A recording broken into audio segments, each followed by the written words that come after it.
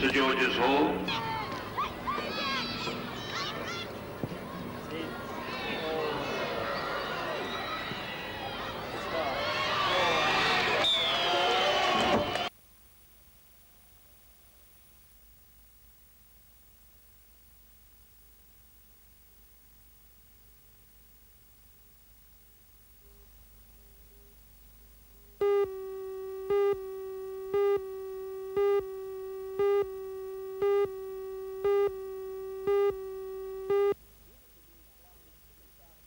Rumours have been flying thick and fast for years that some of the Newcastle Rugby League clubs are going broke. Some of that has truth involved. Newcastle Rugby League directors have moved that in 1984 some limitation should be put on the local clubs. That is expected to be supported very shortly, and it's a move to keep the game solvent here in Newcastle, a game in some sort of trouble wherever it's played financially. Down at the Leagues Club last night, over the Sunday's incidents between Lakes and West, coaches have now been asked not to approach referees. Clubs should advise that any protests or disputes should be raised on the field of play by the captain, that Lakes should supply a medical report on the man in question, Rip Taylor, and also that Lakes request their coach, the former international Johnny Mays, to supply a full report on his side of Sunday's incident.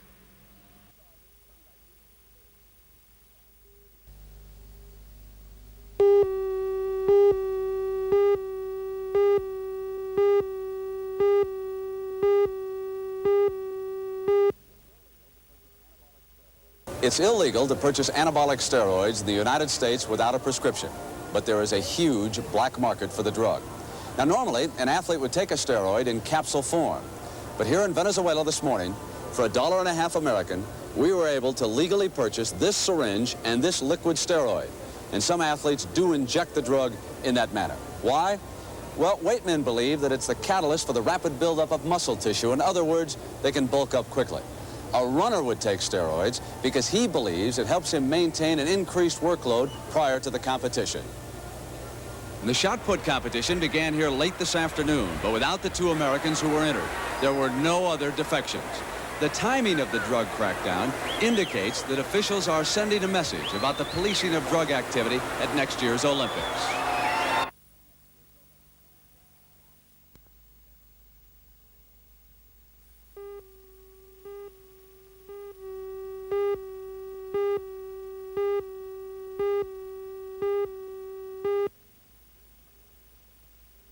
The third potline at Alcan's Curry smelter was a casualty of last year's worsening economic conditions. Although $84 million had been spent and foundations finished, the project was closed down in mid-year. At the same time, production from the two existing potlines wound down to 58%. Now, however, with an improving market for aluminium, production is back up to 85%. And by the new year, the smelter should be producing its maximum of 90,000 tonnes a year. And apparently the market is looking good, because the third potline will now have more capacity than originally planned, giving the smelter an ultimate capacity of 145,000 tonnes a year. Construction work, which will provide jobs for 600, is expected to begin before the end of the year. When operational at the end of 1984, the third potline will provide 125 permanent jobs. After a drought of good news, the Premier made the most of Alcan's decision at a press conference in Sydney today. Companies of this magnitude, which are prepared to invest $200 million, obviously feel pretty confident about the future. And this is an injection of confidence into the Hunter region, which will be reflected, I hope, throughout the New South Wales economy. Although admitting the state has an excess of electricity generating capacity, Mr Rand would not be drawn on what price Alcan will pay for its additional power. But getting the best price that it can. We've got a very best price they can. Mr Rand says his government will continue to promote the idea. Well, I'm certain that the concept will be revived, if by no one else, by myself. It's a matter of endeavouring to persuade a new consortium to get together. Now, that's a lead time of some years, so we can't expect an aluminium smelter to pop up like a mushroom at Lochinvar.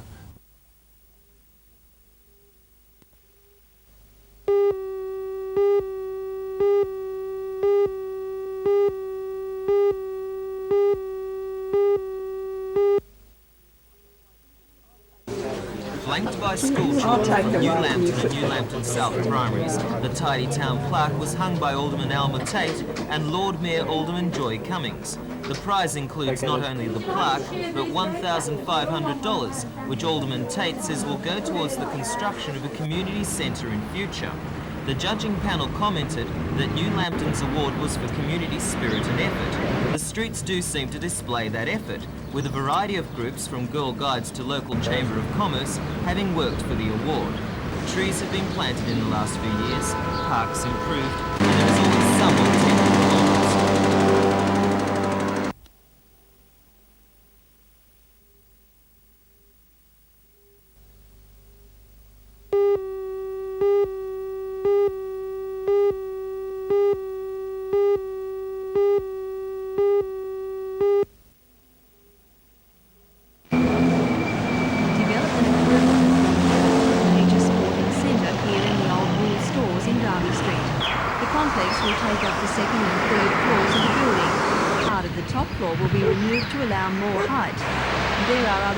For the Elders building. The ground floor will be converted into commercial and office space. The sports centre will contain tennis courts, indoor cricket pitches, squash courts, a gymnasium, spa and sauna. However, the City Council agreed last night to give approval for a 2-year trial period. In his report, the planner, Mr Gary Fielding, said the complex could be a potential noise nuisance for nearby residents. A Sydney partnership which is developing the sports complex hopes to have things moving as soon as possible. The next stage is to have building plans approved, and it's hoped that the sports complex can be underway before Christmas.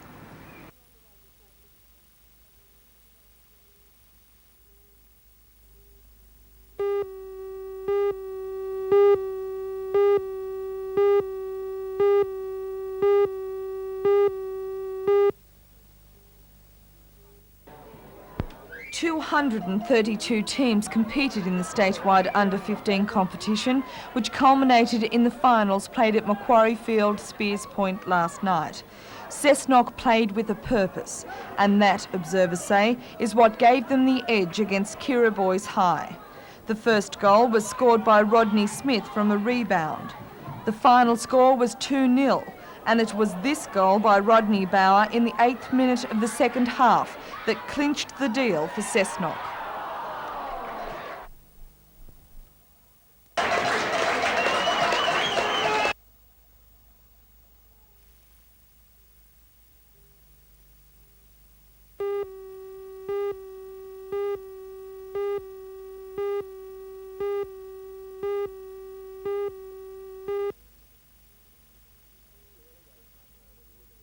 Your early days, Mark, when you were living in Adelaide, I believe that you were interested in actually getting into Duntroon to become an officer, and in the end you ended up doing law as well. Can you tell us a little bit about those two instances and how you finally made the decision to take music on full-time? My grandfather was in the actually in the army, the English army, in India, and then in the Australian army when he immigrated. And I sort of grew up with army all around me, and like most kids, you know, played with soldiers and all that kind of thing. And when I was a teenager, I thought, you know, I'd give it a shot, and so I applied for Duntroon and was accepted. And I can't really tell you why I didn't do it, except that probably it was the musical thing. I'd always been playing music at school. You know, I'd play in a band at school. A lot at university too, I believe, when you were sort of at first doing law. That's right, yeah. And I'd play campus concerts, and I found myself, you know, listening to lectures and tapping the foot and not really concentrating on what I was supposed to be doing. Yeah. And when everybody else was in the library studying, I was in the refectory downstairs in the basement playing the piano. So when I had the chance to, I actually did Showcase. Remember Gordon Boyd's Showcase? Yes. And also Ernie Sigley had a show in Melbourne that was national, and Ernie took me over from Adelaide. And then some publishers, I played original songs, and some publishers heard my songs on those shows, and asked me if I, you know, wanted to sign up as a songwriter. So that led to the signing with EMI. That's right, yeah. Which musically, that was it, wasn't it? As far as your Australian market was concerned. Well, no, actually, the first record actually bit the big one, and so I was back in the position of, well, you know, what am I going to do? Yourself, yeah. Right, and Colin Peterson, the ex-Bee Gees drummer, called me up out of the blue one day and said, I've got this song here, and you didn't write it, but if you want to do it, I think it's a hit. And it's called Never Gonna Fall in Love Again. And I thought about it, because my first album had been totally original, and I thought, you know, do I want to record someone else's song? And it was a great song. That's what eventually led me to it. I really loved the song Never Gonna Fall in Love Again, so I did it. And then that whole thing started to happen. You know, I started to wear I wore my father's old blazer from his school, and my grandfather's old cricket creams. Flowers, carnations. I wore my cricket creams, and all of a sudden this sort of image thing started to happen. I've wanted to ask you about that. I mean, through that period there, Never Gonna Fall in Love Again, Last Romance, I Want to Make You My Lady, I always thought to myself, is this guy being really pressured into this clean-cut image, or at the time, was that really you? Well, I'd say it wasn't me, obviously. I mean, you know, let's say it definitely was a manufactured image. There's no doubt about it. It started off in that kind of innocent way of just wearing sort of old Gatsby-type second-hand clothes. And then when there was success, we thought, well, okay, there's a market for this. Let's go for it. Well, you're mad if you don't stick to it. Yeah, exactly. If it's working. Exactly. It really worked, and it was a stage. It was a stage clothes thing. You know, I would put on the white tie and tails, and of course I wouldn't wear them when I got off camera. You know, I'd get into a pair of jeans and, you know, and a shirt or whatever, just like I am and like you are, and go home. But after a while of doing that, although I really loved it because it was very successful and I enjoyed doing it, musically it wasn't satisfying me. You know, the image thing was one thing, and it was kind of fun, and I really enjoyed doing that.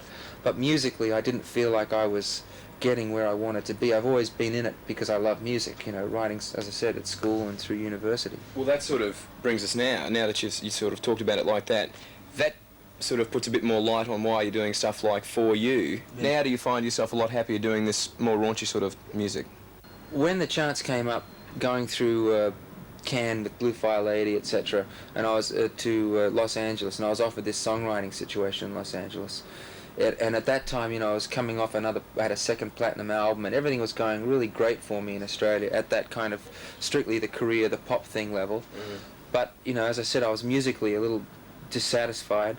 So the songwriting situation came up in Los Angeles. I dived into it because I wanted to really get better at what I was doing. I didn't want to be just a pretty face, just a pop singer.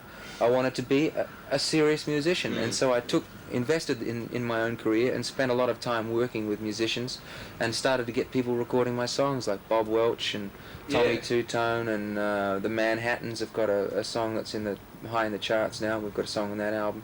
I've got a top 10 song in Hawaii, and the songwriting thing really took me into meeting musicians and all that kind of thing, so I could really develop my own style. And like you said, For You is like the beginning of the new style. Well, apart from going across to the States tomorrow to take part in this telethon that's being sent back to Australia, what are your immediate plans? Yeah, as you said, I'm off doing the telethon to Australia this weekend, and then I'm back in the studio. I'm working on my next album.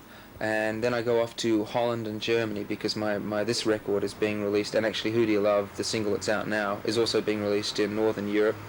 And then Japan in November, and then America in January. So it's, you know, hit the road time.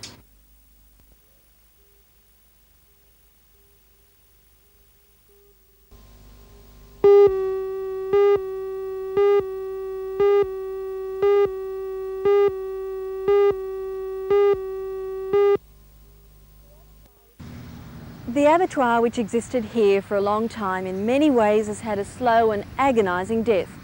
When it was announced that it would be closing, there was an uproar. It was said time after time that Newcastle needed an abattoir. A company of butchers and wholesalers was formed to try and find a replacement one. The group had a few things going for it. It had experience in management, and it had the money. The idea was to replace the old abattoir with a new one in the Newcastle area. But it had to be in Newcastle. That was our feeling, that to be viable, it had to be in the Newcastle area. Or it didn't mean anything to you? It didn't mean anything, it was just another... If it shifted away from Newcastle, it just became another abattoir among many competing for the Newcastle business. And that's not what you wanted? That's not what we wanted, no. The group never found another abattoir site. Mr. Powell believes there wasn't one to be found in Newcastle. The butchers handed the company over to a group of abattoir workers. With the butchers went the money and possibly a lot of the management skills. Now the new company is trying to build an abattoir at Singleton. How can it serve Newcastle? That question remains unanswered tonight by the group's main spokesman, Mr John Harvey.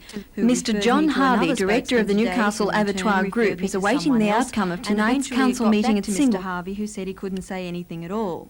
But there are some who are saying a few things about the Abattoir Group, including fellow meat employees at Aberdeen and Maitland. In the beginning, there was only flogging a dead horse, really, and we didn't expect it to get this far. Do you think they're still flogging a dead horse? Yes, I do. And I think with the restrictions that the export abattoirs have got on them at the present, that another local works in the area is just a no-go. Now, how does this place the union? Because you're all members of the same union. Well, in the beginning, I believe the union was for a new meatworks at Newcastle and nowhere else but Newcastle. They have stated now that if it looks like a new works will go ahead and to jeopardise the jobs of these fellas here, that they'll be with us 100%. So you think the union may not support the Newcastle workers anymore? I've got me doubts about that, yeah. And the official union comment is that if jobs at other meatworks are threatened, it will oppose the Singleton site. So even the Newcastle Abattoir Group's own union is not entirely behind the move anymore. Either is the Meat Industry Authority, which has said that the Singleton site is too close to Aberdeen and Maitland. The closure of this industry was an emotional one. The prospects of abattoir workers and the meat industry in Newcastle were not to be forgotten. But after all this time, you'd think that every possible avenue has been explored. And just when you think the abattoir issue is to be resolved once and for all, somebody steps in. This time it's the Minister for Agriculture, Mr Jack Hallam, who has given the Abattoir Group the right to appeal against the Meat Industry Authority's decision on the Singleton site.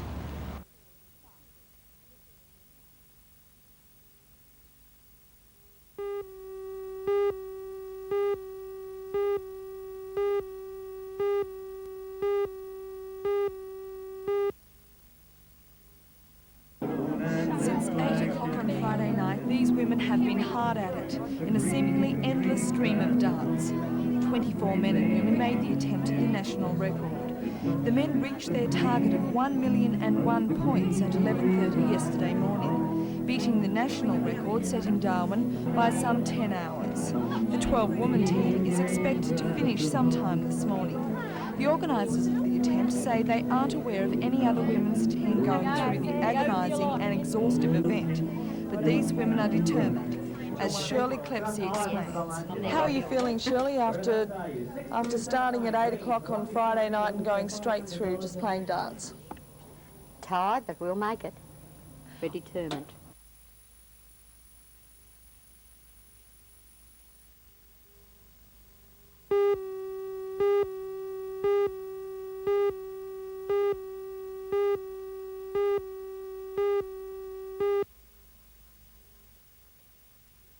What we want to do is to direct parents' attention to be more careful, to ensure that if their children are going out on cycles on the road, that they wear bright clothing, that they wear helmets. That we want to ask the parents, don't let your children use the roads as playgrounds. And if you are travelling in the school holidays, make sure that your children in the car wear their seat belts or wear their seat restraints. And that way we can do more than anything else to reduce the death rate and injury rate of our children. Mr Morris sees the government's role as an informative and a number of public education programs will be publicised this year. But perhaps the most significant step the government has taken is to increase its funding for roads by 53%. Mr Morris believes with improved roads, the number of accidents will decline. $402 million will be pumped into New South Wales roads this year, with 6,350 jobs being created. One of the government's priorities is the F3 Sydney to Newcastle freeway. The link to Wyong should be completed in 3 months. And then, Mr Morris says, the section to Morisset will be the next target.